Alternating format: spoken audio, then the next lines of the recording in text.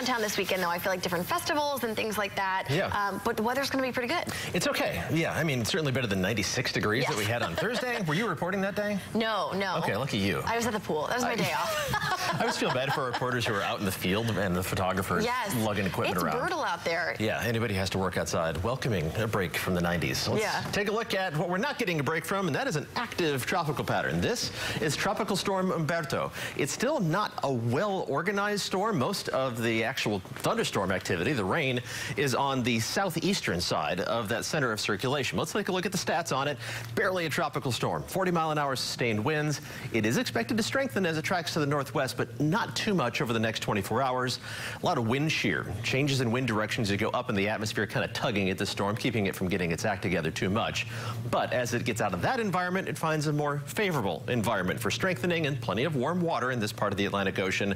Looks like it's going to become a hurricane by Sunday night, but it turns away from the southeastern U.S. coast and safely away from the North Carolina coast. Now, if you're going to be heading down to the beach, be aware rip currents are going to be a significant concern with this storm even this far offshore, but it continues tracking out into the Atlantic Ocean. Bermuda might have to worry about it as we head into the middle of next week. Still forecast to be a Category 1 hurricane at this point, but at least it is turning away from the southeastern coast. There's a bunch of other systems that are out there as well, so let's do a little tour of the tropics. This blob of clouds here off the west coast of Florida has a 20% chance of developing into at least a tropical depression as it tracks westward through the Gulf of Mexico towards the Texas coast over the next 5 days, but that's a low chance overall. Farther out in the Atlantic, a few different areas of disturbed weather. We got one that isn't really anything right now, could develop into something as it approaches the Caribbean later this week or later next week, by the middle of the week, basically.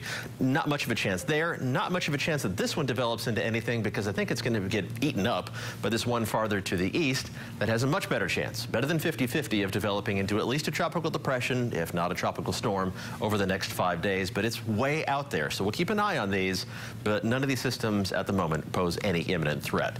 Let's check on what's happening right now. It's warm. It's muggy. 70 degrees right now, the temperature in Smithfield. Seeing a lot of cloud cover out there, and that's going to be your view for the first half of the day, which will keep temperatures from warming up too fast. Just below 70 degrees right now at Carter-Finley Stadium. That's also the official temperature in Raleigh and in Durham. Knightdale and Zebulon also checking in at 69 degrees. 71 Cary, 70 on the nose in Garner and Holly Springs. Just a little warmer farther south, a little stickier too. Low 70s, but there's plenty of humidity for everybody. If you're going to be heading out for a dog walk, now's the time to do it before those temperatures warm up. It's not going to be a hot day, but it is going to be muggy, so your furry friends probably aren't going to enjoy that. If you're usually not up with us on weekdays and you're wondering, who's this guy on TV? Well, you can join us on weekday mornings, and we show a different dog every day. If you'd like your dog to be dog of the day, just email me a picture. We're scheduling for October at this point. Always like showing different pictures of pups every day. Mid-80s for highs this afternoon. Very limited rain chance. Best chance is going to be east of the triangle, mainly along and east of I-95. Futurecast shows temperatures above 80 already in our southern counties by noon, and you're going to climb farther into the mid to upper 80s for highs this afternoon while we reach the low to mid 80s around the triangle.